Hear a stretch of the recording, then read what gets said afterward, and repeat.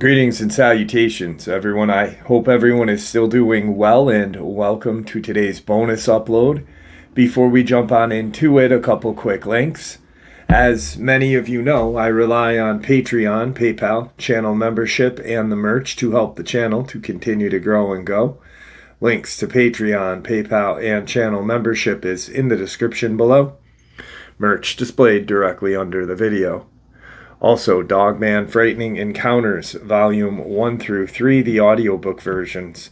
They were written and researched by Tom Lyons, narrated and produced by me, Jeff Nadolny. These audiobooks are available on Audible, Amazon, and iTunes, links to which are also in the description as well. And finally, last but definitely not least, if you'd really like to help support the channel to continue to grow and go, simply subscribe. It does not cost a cent. Click that like button, takes half a second. If you don't want to miss out on any of the informative uploads that I put out daily, click the bell icon, and folks, please leave a comment and share the video. Why? Well, because these things, they really do help the channel to continue to grow and go. They definitely do matter, and they are appreciated. And with that, I have taken far too much of your time. Let's jump into today's bonus, shall we? The following information is from Abductee Christa, an attractive blonde or Nordic-appearing woman who relates some remarkable contactee and abduction type experiences which she had involving the Dulce base. Christa was kind enough to take the time to contribute her own fascinating experience to this work and answer several questions so that other abductees like herself may better understand their confusing encounters with alien abductors or even underground facilities. Christa goes forth and states, "Several months ago, I became aware of two different cases, one in May of 1973, in which a Judy Doherty of Texas had an unusual experience in which she may have been taken to an underground facility. Also an abduction case investigated by APRO and Mr. Paul Benowitz, in which in May of 1980, a Marina Henson of New Mexico had a similar experience in which she was taken to some type of underground facility. Since I'm doing the investigation into my own underground experience, I found that to be of any help to myself or anyone else that may have had a similar experience, I was going to have to make myself read their transcripts. For several months, I would procrastinate because I suppose subconsciously I did not really want to relive this experience I had. By reading about another person's experiences, now I'm glad I did. I finally am going to reveal some of many correlations of all three of our cases in hopes that others will come forward with more information. My experience happened in July of 1987. I had about a 3-hour missing time in which later, under hypnosis, I relived the most unusual night of my life. I did not go willingly to the craft. Two small aliens dragged me by my two arms on my back to the craft after they rendered me unconscious. The next thing I remember is waking up on a table inside of some type of small craft. A guide greeted me and gave me something to drink. I now believe it was a stimulant of some kind because I was not sleepy after I drank the substance. I was taken out of the craft, and when I looked around, I noticed that I was standing on top of a hill. It was dark, but I saw a faint light near a cavern. We walked up to this area, and it is then that I saw a man dressed in a red military-type jumpsuit, like a pilot would wear. My guide seemed to know this man as he greeted him as we came closer. I also noted he wore the same type of patch and was carrying an automatic weapon. When we walked into the tunnel, I realized we were going right into the side of a large hill or mountain. There, we were met by another guard in red, and then I saw a computerized checkpoint with 2 cameras on each side. To my left was a large groove, where a small transit vehicle carried you further inside. To my right, it looked like a long hallway where there were many offices. We took the transit car and went for what seemed like a long time to another secured area. It was then that I was told to step onto some type of scale-like device that faced a computer screen. I saw lights flashing and numbers computing, and then a card was issued with holes punched into it. I would later realize it was used as identification inside a computer. I asked my guide where we were going and why. He didn't say too much the whole time, except that he needed to show me things that I needed to see for future reference. He told me that we had just entered level number 1 of the facility. I asked what kind of facility it was, and he did not answer. This story is very long and detailed, and I hope to write more about it, so I will highlight some of the things that I saw. It is taken to a huge-looking elevator that had no door. It was like a very large dumbwaiter. It took us down to level 2, where there were 2 more guards in different colored jumpsuits, and I had to go down a large hallway and saw many offices that had computers that lined the wall. As we walked by, I noticed the lighting was strange in that I couldn't see the source of it. Other people walked by and never once acted like I was a stranger. I felt I was in a huge office building where there were many employees and many offices and cubicles. I then saw an extremely large area in which, like a giant factory, it looked like. There were small alien-type craft parked at the sides. Some were being worked on underneath, and it was then that I saw my first gray-typed alien. They seemed to be doing the menial jobs, and never once did they look up as we passed. There were computers posted everywhere. Then we arrived at another elevator and went down to level 5. It was then that I felt a sense of extreme fear and balked. My guide explained that as long as I was with him, I would not be harmed.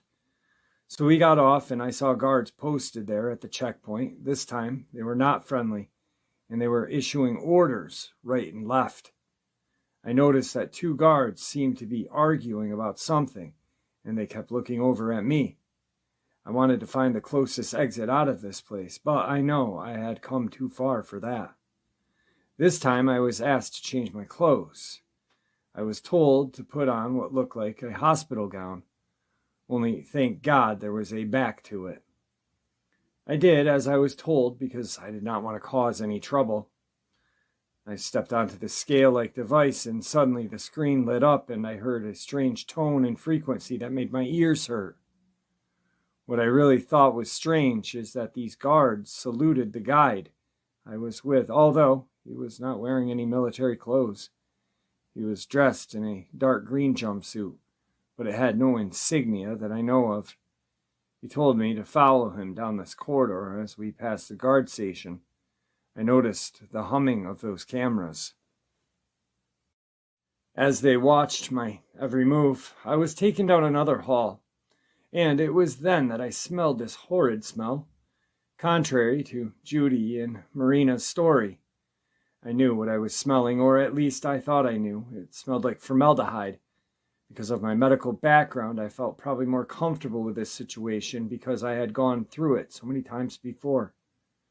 We came to a large room, and I stopped to look inside.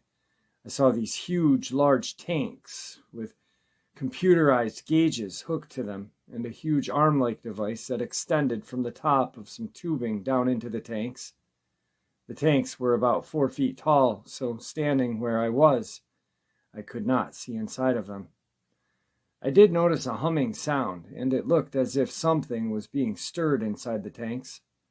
I started to walk closer to the tanks, and it was at that time that my guide grabbed my arm and pulled me roughly out into the hall.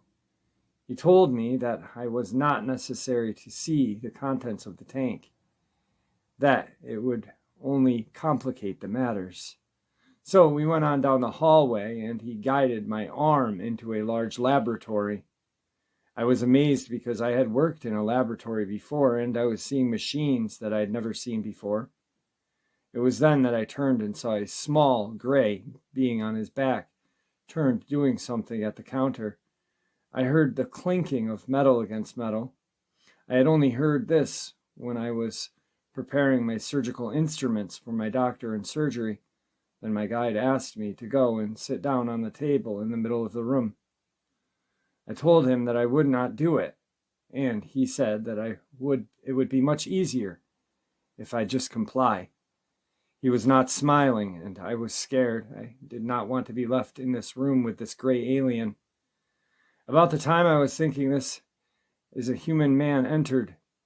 He was dressed like a doctor with a white lab coat and the same type of badge I was issued. My guide went to greet him, and they shook hands. I began shaking. I was cold.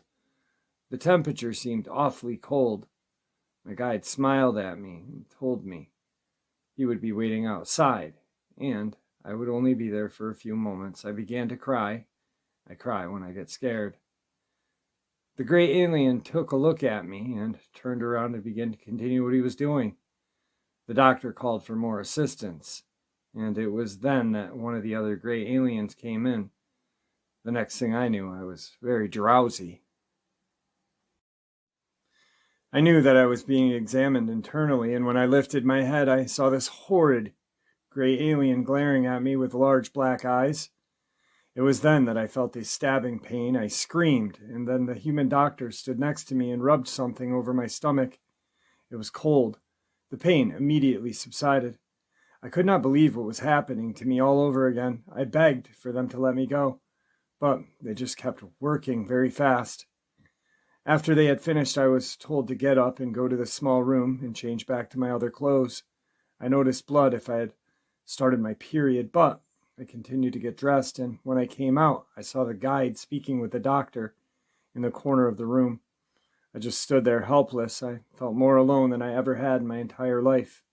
I felt like a guinea pig. After we left the laboratory, I was silent. I was angry at him for allowing this to happen to me again, but he said that it was necessary. He told me to forget about it.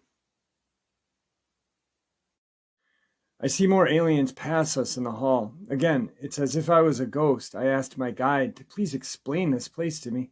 He told me it was a very sensitive place and that I would be brought back here again in a few years.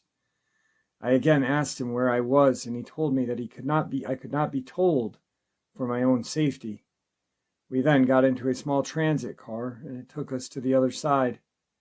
It was there that I saw the most disturbing things of all. Unlike the other two women, Marina Henson of New Mexico, who was abducted to the Dulce base in May of 1980, and Judy Doherty of Texas, who had a similar experience in May of 1973 that was investigated by APRO, and Paul Benowitz, who saw cows being mutilated. I saw what looked to me to be people of all different types standing up against the wall inside a clear casing-like chamber.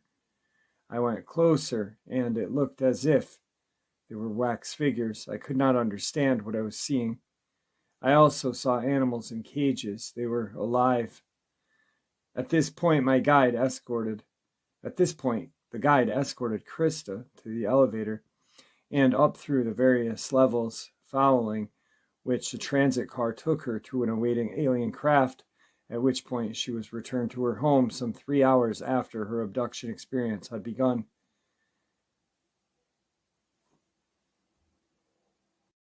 Incidentally, Christa claims to have experienced contacts with human-like beings from other worlds, one alien by the name of Maijan, who has dealt with Christa all her life and always wore an emblem of a feathered serpent, possibly symbolic of the ancient Mayan deity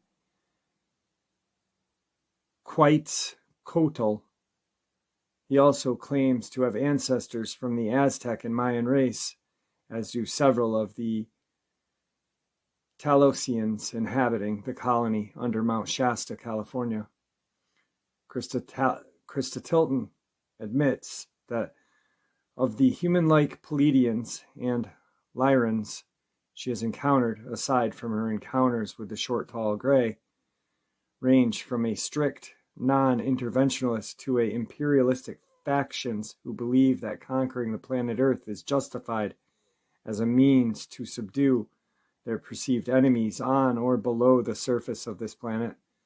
This may imply that the Draconians have, as many sources claim, maintained underground command centers beneath the surface of the planet Earth, from where they direct many of their interventionist interstellar activities.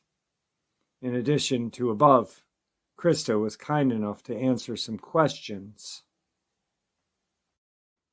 This is an introduction by Christa. I've been investigating underground bases, and Dulce, actually underground bases all over the world since 1987. I've had some good experiences, and I've had some bad ones with aliens, etc. Question number 1. Have you seen any people who are being held captive underground during your abductions to Dulce and other bases? Her answer. First of all, let me state, there is more evidence now to prove that a base did indeed exist back in 1987 when I was abducted, about 8 years following the Dulce War, after which joint interaction ceased for a period of 2 years, and it was in the process of being dismantled. A lot of times the government will have underground bases for different purposes, and then will shut them down, board them up, concrete them in, or whatever, and go on and build another base somewhere else. What I will tell you is this. Let me stick with the question. You asked me, did I see any people being held captive during that abduction to Dulce? I remember seeing some individuals as I walked by. They looked as if they were in suspended animation. I went up to the clear casing that they were being held in. I put my hands on the casing and leaned towards them to see if I could get some kind of response. I did not. I could not discern whether they were dead or alive at that point. They were just not moving. And I could not see whether or not there was any fluid. I think that the casings were free of any fluid in this particular case. As far as my being taken to any other bases right now, I'm not going to comment on that because I'm still researching that. There has been speculation by and information from an Air Force officer at Kirkland Air Force Base that I, along with some other women and men, have been more than likely abducted and taken to underground research facility near Kirkland Air Force Base. It is in the Manzano mountain range south of Kirkland Air Force Base, where the nuclear testing was going on at the time. Question number 2. Did any of the alien or human contacts mention Dulce Wars? No, the alien beings that I came in contact with while underground did not speak to me. The human contacts did, but no. They did not mention any kind of wars going on there, so at that particular time, I was not aware of any kind of power struggle going on. I was taken there for specific purposes, I think. And once that was done, I was rushed out of there. I don't think any kind of knowledge like that in particular would have been given to me. There wouldn't have been any kind of reason to give that to me. Third question, what kind of reptilians, if any, have you encountered? Answer, I am almost virtually positive that I don't believe I have come across any reptilian aliens at all. The only types that I have been associated with most of my life have been small gray aliens, the ones that I call workers. These are beings that I believe are soulless beings that are workers for an established alien race. They are given certain chores, certain jobs, just like we would if we worked for a large company. There are some taller gray aliens, and I have encountered. Even though their eyes are large and dark, they don't have a reptilian look. I know what you're talking about, and no, I really have not encountered any of those. Next question. Do you know of any other bases that researchers may be aware of? Answer. That's a great question, really, because right now I'm working with 2 individuals from Great Britain. They are two wonderful researchers who have been associated with Timothy Good. I don't know if you've read this material, Above Top Secret. It's a wonderful book to get a read. Also, Alien Liaison is another one. But yes, I am aware of many, many, many underground facilities and bases that are being used for different purposes. Most of the underground bases are being used for covert purposes or otherwise purposes involving governments who are doing certain types of testing that they consider would be safer to do underground. And then there are the bases, one in particular north of Tucson, Arizona, where I am almost positive I was taken to. It goes under the cover or code name Evergreen Aviation. They have all the planes there and everything, but what I found during my 10 years of research is that this is a CIA-backed or based facility. I got very, very close to the facility. I climbed over a wired fence and sneaked in with a pilot friend of mine not long ago and got some great photographs of some black helicopters. These black helicopters are unmarked. There were other types of aircraft there as well. And so we really didn't believe that there were many, many bases in many, many states. I have heard bases in almost every state of the United States. Now, the two individuals that I am doing work for or research with in Great Britain especially are researching underground bases in America and Great Britain. I guess they contacted me because they felt like there was a tie-in or some kind of connection and that it would be a good thing to work together and share information and see what types of facilities we can find out about. In a lot of the facilities, they are doing medical testing. Some are actual laboratories like Los Alamos laboratories. They do massive amounts of covert work for black projects of our government. So we are talking about installations underground and above ground. They're doing things that we probably have no idea about. We hear rumors, of course, of different things that are going on. What I probably venture to guess is that more than likely these rumors have been proven about 90% of the time to be true. Next question. My belief is that the Greys operate from base animal or predatory instincts in their agendas to increase their power base and exploit other cultures, and that they will continue to do so as a collective until they are stopped by force. Some of the Greys, I believe, may be tamed by humans, so to speak, and attain a degree of emotional individuality if they can be severed from the collective hive mind. What are your views on this? I agree with you on most of that. Certainly the Greys seem to do things like a massive collective conscious. I have noticed that they do things together. There is almost no discussion amongst them.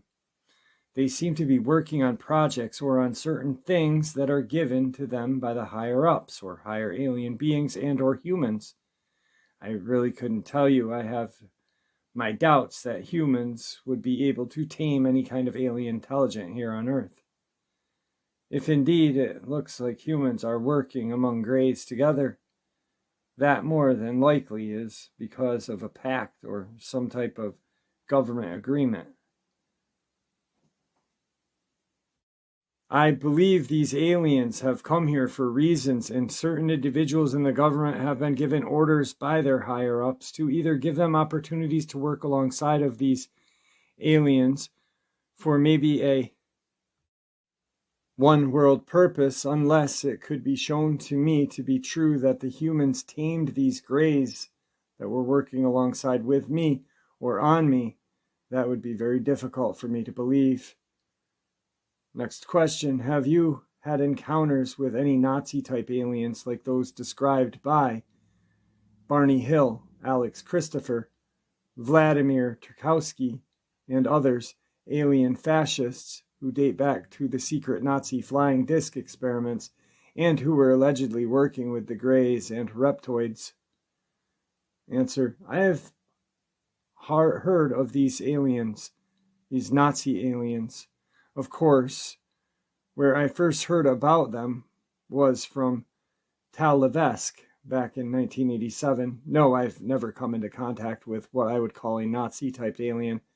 Although, since most of my experiences have involved medical experimentation, genetic experiments on me and my daughter or family, I would have to say that it reeks almost of, if you think about medical experiments that were done on the Jews during the Holocaust, that is what I equate some of the experiments that have happened to me.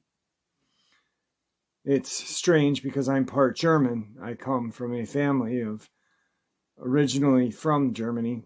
So I do have some German blood in me, but I'm not leaning one way or another. And as far as being a bigot is concerned, I am very, very open to all races, creeds, colors of people working together to establish a wonderful world, if that would be possible.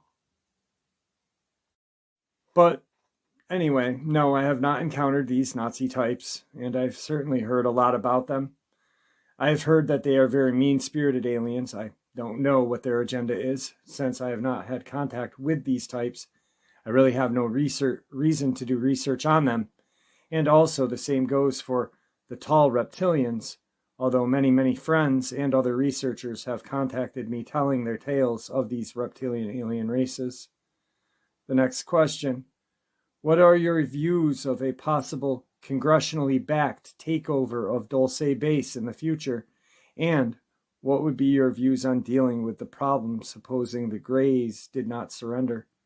Answer: through all of the research that I have done and all of the proof that I have come up with, the many times I have been up there poking around with researchers and other individuals, we are almost positive now. I don't know if you haven't heard.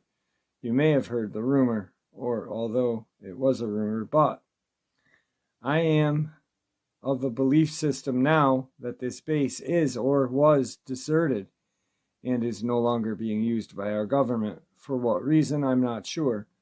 I believe a lot of it had to do with if there is indeed a military action there, which we have found proof of. We found some spent military charge casings up near where we think one of the base's openings are. We found sea ration cans. We found different types of antenna that governments would have used for communications. These are things that have been found up in these mountainous areas. If you've ever been there, you'll know what I'm talking about. These things tell me that my research partner, indeed, there was some type of military response there in the past. The areas I speak about that my research partner who lives in the area claims were some of the openings to the base have been concreted, cemented up. Now that's been done by somebody. So we know that some type of government official company, we believe it to be CIA-backed organization that was there. In my Dulce papers, I show an area of a ranch just north of the Archuleta Mesa. Near, we have been unable to track or find the individuals who have owned this property now for many years. What we've been told by individuals who lived in or around the area is that there is a landing strip on that particular property. There are large towers. I did get onto the property and close up enough to get pictures of these bulletproof towers that were sitting on the property. There were about 20, and there are only 5 there now. We're wondering why they were taken out and where they were taken. Anyway, I've got pictures of those. These are not just fire towers. Some people try to explain them away by saying, oh, those are just so our ranchers could go up into the towers and look for fires and things like that. The strange part about this is that you walk up the towers and there is dark black glass. You couldn't look through or see. And it's bulletproof. That's what's strange, is the opening. You are unable to get into these towers. We don't know if they were just put here for show. We really don't know exactly what they are. But we believe that they were placed there for a reason. We have no understanding of that. There have been sightings of planes, small Learjets, landing in and out of that area over the years. Nobody in the town of Dulce seems to know who owns that property. My research partner did track someone down who owned the property over 20 years ago, but after that it seemed to go into covert hands. The property also had what looked like a small wooden house. You could just walk in there. It's been evacuated, and there's nothing there. This type of facility or front for an underground base in that area would be a perfect place because this area is cordoned off by what we believe at the time to be an electric fence, which they said was used to keep the cattle out. We believe that it is used for another purpose because of the signs posted all over, no trespassing, and these were the types of signs that you would see near Area 51. And so we have to wonder what is going on out there. I don't know if you've ever seen the movie The Andromeda Strain. I saw it the other day, just haven't seen it in a long time. The underground facility that they went to was stationed on kind of a muck-up farm where they went into the farmhouse and went into something like a tool shed. And then all of a sudden this elevator starts going down and down and down. And what they found once they went down there was a massive underground biological testing facility. I have to believe that these types of facilities are all over every state. So then, back to the question, if there was a military takeover, it already happened. And the base was closed. There was no proof there. Some of the Native Americans who live on Apache land, these people are very, very closed. They don't talk to outsiders. The information that I got was only from an inside source, and I can tell you that one Apache native told his dear friend many years there. He said that he was going up through a mountainous area, up through the Archuleta Mesa and back into the hills, and was walking alongside of a ledge. All of a sudden, he felt some dirt falling on his head. And so, of course, if you're walking around in this deserted area and you felt something fall on your head, your immediate response would be to look up. And he did. He looked up, and what he saw horrified him. This is a man. He is a man in his 60s. This man looked up and saw. This is what he told his friend. I saw a gray being with large black inky eyes staring down at me over a ledge, and it looked like a large rock had been swiveled out, was sticking out of the side of the mountain, and he did a double take and looked away like someone who would just rub their eyes. Oh, I'm just seeing things, but then he looked back and he saw it again.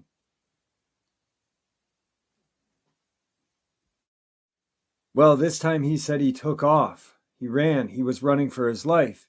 He was very frightened, scared, and what was strange is that this man is friends of a man high up in the Apache Tribal Council, but he has kept this secret from everyone except my research partner, and he told him that when he got back he was shaking. He was very frightened. So this tells me, and this just happened during the past couple years, this tells me there are still Greys inhabiting some parts of that base. Interesting question there that you had, because if indeed there is still part of the base that is still inhabited by the Greys, then certainly, if there is a problem, there may need to be congressional-backed military takeover of that base, or they may have just left it alone, just said, let the people of Dulce worry about the aliens. We don't want to deal with them anymore. I don't really know what happened during the military events that they had there. I don't really know what happened. I just know that I'm almost positive that there was some type of confrontation. So anyway, who knows? Who can say for sure? All I know is that there are a lot of these individuals that come up with different stories. There are individuals who are not the type of people to just come across with a tale. In fact, Many of them are not interested in UFOs. They're not interested in any of this. In fact, when the subject is brought up, they really don't want to talk about it. It's very hard to get access to that community. I've had a lot of problems getting answers, but thank God one of my research partners, his father lives there.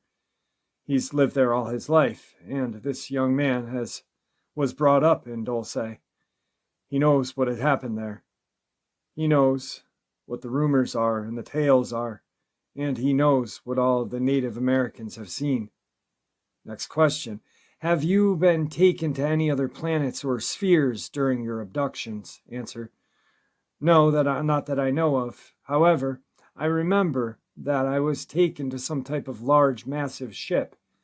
It had to have been a mothership. This thing was massive. It was miles and miles and miles long.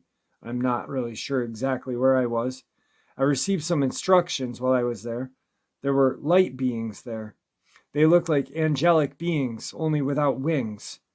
They were wearing long robes, and I was taken into an area where they had a podium and a teacher that came out and was teaching the people who were there. These people were human. I did not see any aliens, grays, at that time, so I'm not exactly sure where I was. Next question. Did you ever see what was inside of the tanks? No, not during the Dulce experience. I started to walk up to the tank. It smelled very foul. It was an odor that I can only identify as being close to a sulfuric type odor. I remember when I first went into the medical field, we were invited downtown to view an autopsy, and the formaldehyde they used there was sickening sweet smell. It's a smell that is very difficult to try to explain to somebody who has never smelled it before, but I can say that it smelled a lot like that. The officer, the military man that was with me, guiding me, would not allow me up to the tank to look inside. I can only speculate that there was something in there that may have been frightening to me, because he reacted very quickly to stop me. You asked if there were both breeding and feeding tanks. I believe so, because from what I've been told by some other women who saw these tanks, some believe they saw body parts inside. The type of tanks that I saw were used for breeding and cultivation of small alien beings. The only thing that I can describe it as is of a being of like a fake womb. A woman carries her child in her uterus. Well, these types of breeding tanks that you are talking about were used to cultivate the fetus that they extracted from individuals that they have abducted. They extract the fetus like they have done so many times before, and I believe they place it in a type of tank, a glass-looking breeding tank. Next question. What do you think most of the hybrids feel about the position they are in? Answer. That's such a great question, and many people ask that. I myself, being a hybrid, have felt that I do not fit in anywhere. I still feel like I don't fit in to this day. I know I don't. I know I'm different, and I don't try to tell everybody that either.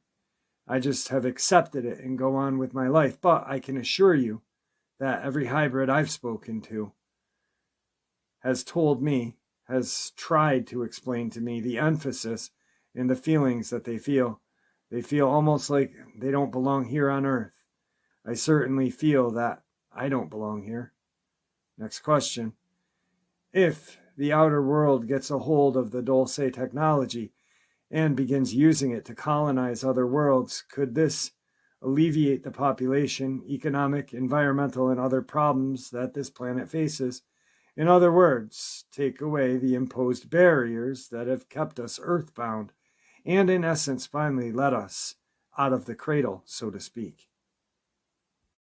The Greys, for one, do not wish Terrians to gain interstellar advantages, and so become a threat to their own empirical agenda, and operating through various power cults on Earth, they have succeeded in keeping interplanetary technology out of our hands and robbing us of our resources to finance the joint subterranean and external projects, many which projects and bases have been taken over entirely by their own kind and at our expense.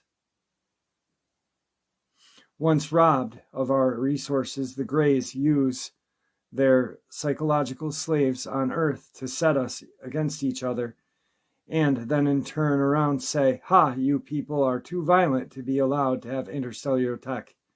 Although there have been technology exchanges, it would seem that they are either being used as a ruse by the Greys to gain access to our society so that they can impose a global electronic dictatorship and or its technology that is being provided by Federation Nordics so that they can defend the planet Earth for the mutual benefit of themselves and their human cousins on Earth. What do you think of all this? Answer: I believe without a doubt that we have been working on projects to colonize the moon underground and also to colonize Mars. I've talked with scientists, I've talked with former NASA astronauts who believe without a doubt that is what's going on.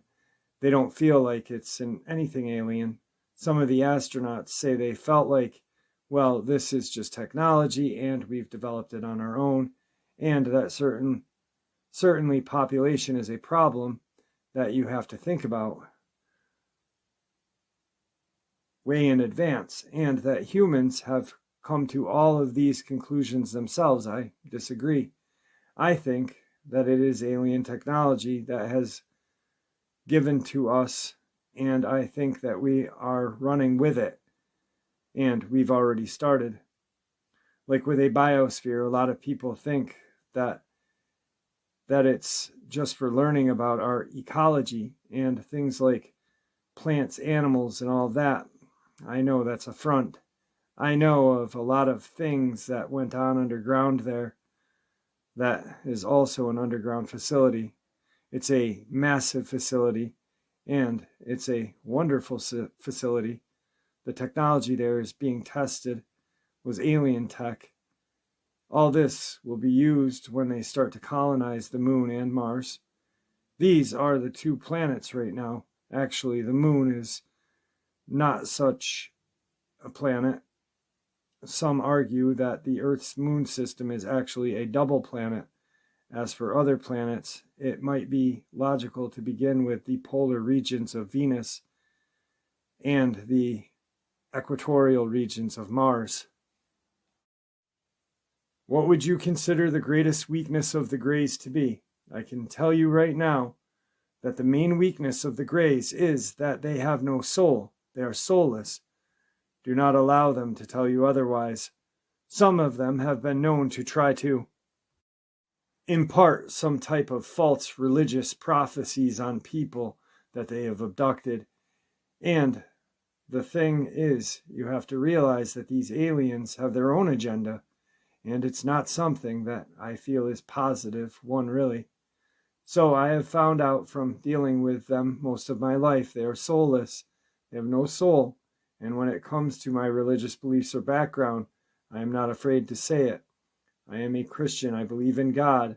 I believe in one ultimate being, God, who created all alien beings of all kinds, all different constellations where people have colonized throughout the universe, being animals, things we probably have no idea about. Certainly, I have to believe that the Greys are. The only way I can describe it is that they are an empty case. There's nothing there other than superior technology type brain apparatus up in their skull area. Otherwise, they are no use to us, really. They are really of no use. They are used to impart different technologies and give us info. But as far as trusting them, I don't trust them as far as I could throw them. What do you think our greatest strength as human beings are? Well, our greatest strength is our belief in God. Our greatest strength is that ability. And our only connection with each race is our connection with one supreme being, God. Now, I do believe that God saw at some point in our history the need for someone to guide us into the positive way of living. I believe that Jesus was born as an example of the way that God would want us to live our lives. If we believe in Jesus Christ as the Son of God, the one and only God, then we have to believe that it is all true. I believe that he, Jesus, will be coming back. I believe in angels. I collect angels' artistic representations. My best friend in Wisconsin sends me angel cards all of the time, and I send her angel things, angel that, angel jewelry, angel statues, everything, because I believe truly that angels walk among us.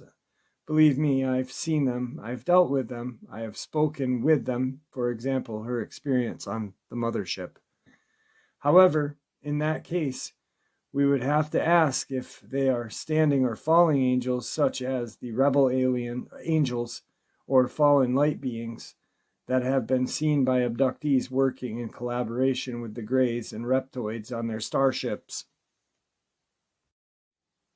I have several close calls where I can only state that these angels have appeared out of just nowhere and saved my life.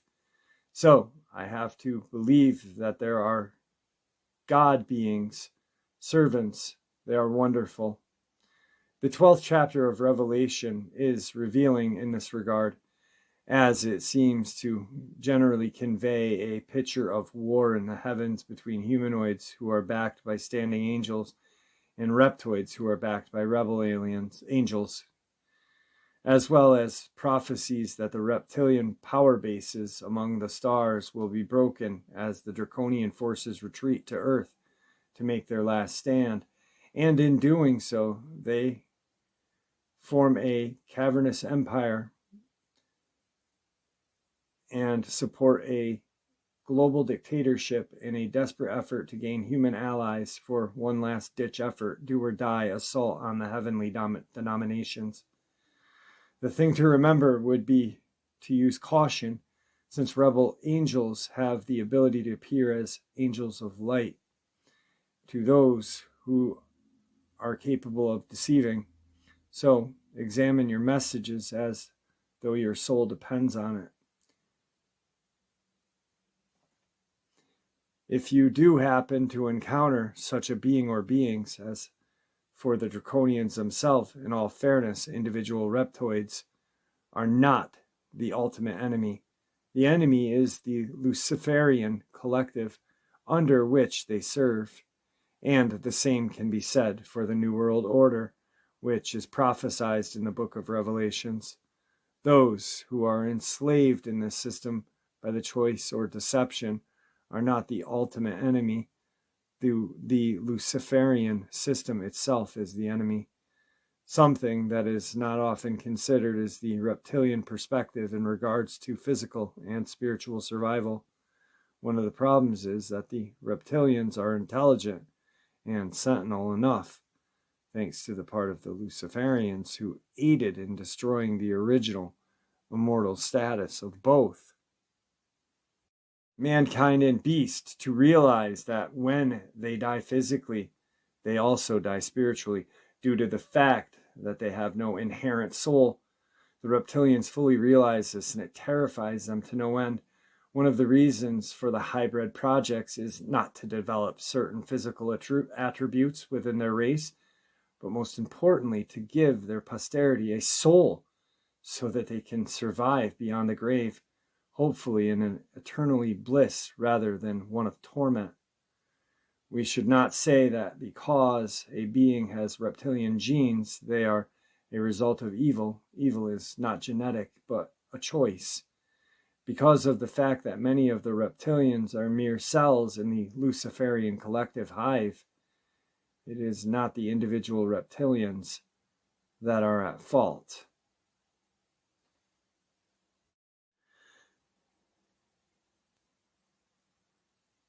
First, however, we must accept that a divine order was originally established for the universe, beginning with the Almighty Creator and descending through the various angelic hierarchies throughout humankind, followed by the reptoid race, who originally held the position somewhere between mankind and the beasts, and following this, the lower animal kingdoms, and finally, the nature kingdom itself.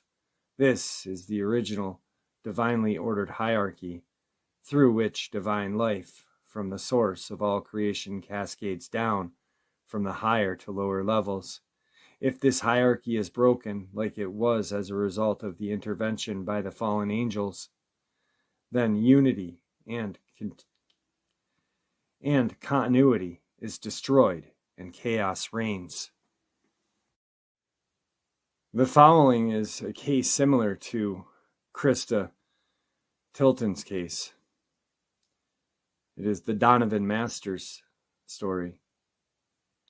The following is what I believe to be a very real experience, which I believe ties into the experiences of Christa Tilton. 3 of my friends and I were taken to what I perceive to be an underground government facility or UFO base. I say friends because that is how I perceived them. Although I had not met them at the time, I remember feeling as though I had been drugged. As if everything was kind of going in slow motion, we were placed on and strapped to a conveyor belt by our wrists and ankles. The conveyor was activated, and as it began to move, our bodies were passed through blocks of pure, intense light. These blocks of light, perhaps laser scanning devices, were either green or blue in color. At each block of light, there was what I perceived to be a robot controller. They also were either green or blue in color. Their color corresponded to the color of the light in front of which they stood. The robots were in a human form, but with no distinguishable human characteristics. Along the wall in the first room were barrels of some substance which had a pungent odor. These barrels were stacked, one on top of another. Suddenly, we were on a different conveyor belt, or at the end of the first one. As the belt moved around in a circular console, it stopped. There were 2 men, human in form and characteristics, seated at the console. One assisted the other. One of them picked up what I thought was a razor and shaved an area on my back left side just below my waistline. I remember that the spot bled considerably. I was released, and they began to do the same procedure to my friends. I remember thinking over and over, what is going to happen to me? He replied, "You have just been implanted with your government control extension number." I remember grabbing a mirror and looking at it. The number 04 was there. In a very upset manner, I turned to the woman in the uniform and explained, "You cannot do this to me." Incidentally, all of the personnel in this facility wore uniforms. I then ran back to the console where I was released. By that time, my friends had also been released. I hurriedly told them what I had discovered had happened to us. As I was speaking, the 2 men at the console were gathering materials hurriedly in what seemed like an attempt to escape. In particular, I remember the man that had implanted the number on me had a computer printout list. He protected this list with his life. As my friends and I ran after him and the other man, they escaped through a set of double doors.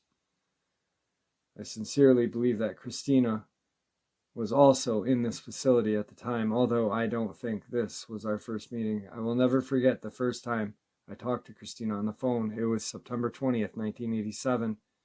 I felt as though I was hearing the voice of an old friend, as though I had known her all my life. She later sent me a picture of herself, which only solidified my feeling. When I saw that picture, I had flashbacks of seeing her aboard the craft. It was a very emotional moment for me, seeing her again. Since that time, a beautiful, enduring friendship of unconditional love has developed. She is truly a flower in the garden of my life and a true friend. And there you have it, folks. I hope you all enjoyed today's bonus as much as I enjoyed sharing it with you. I'd like to thank you all for supporting the channel. It is your support, after all, that helps the channel to continue to grow and go, and what gives us all a place and a chance to share our experiences and theories judgment-free, Everyone is simply treated with the respect that we deserve.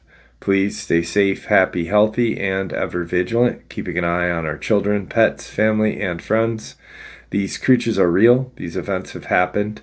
Share this information with those you love and care about, and it may just help save their lives someday. Until next time, never stop asking questions, never stop searching for the truth, and God bless you all.